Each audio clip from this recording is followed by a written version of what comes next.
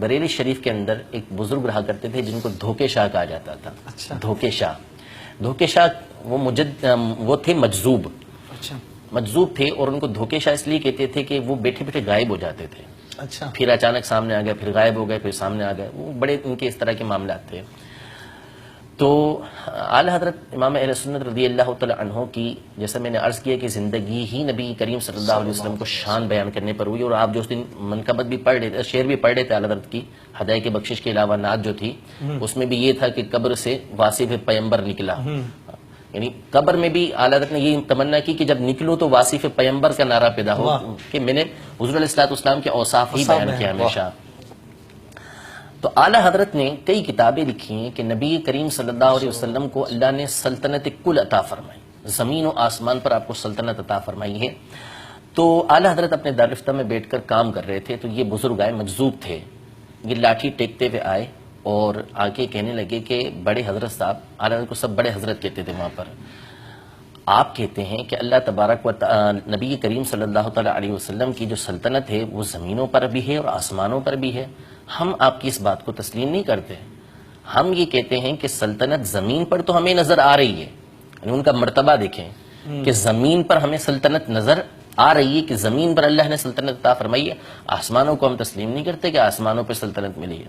اعلی حضرت نے فرمایا کہ سلطنت ملی ہے. وہ جلال میں آ گئے, کہا کہ نہیں ملی. اعلی حضرت بھی جلال میں آ گئے, فرمایا ملی ہے. انہوں نے پھر کہا کہ نہیں ملی. اعلی حضرت نے فرمایا ملی ہے.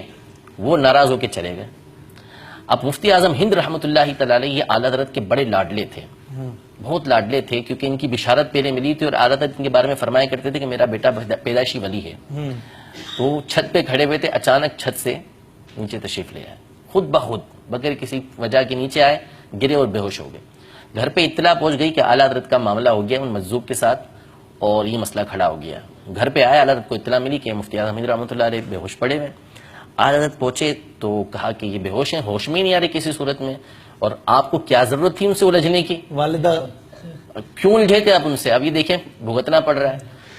اعلی حضرت کو پھر آ گیا جلال, بولے ایک مصطفیٰ رضا خان تو کیا ہے, لاکھوں بھی ہوں گے نا سب قربان ہو جائیں گے, یہی کہتا رہوں گا کہ اللہ تبارک و تعالی نے آسمانوں پر بھی حضور کو سلطنت عطا فرمائی. بس یہ جملہ کہنا تھا, مفتی اعظم ہند رحمۃ اللہ علیہ کھڑے ہو گئے, کچھ بھی نہیں. اعلی حضرت واپس چلے گئے تھوڑی دیر کے بعد.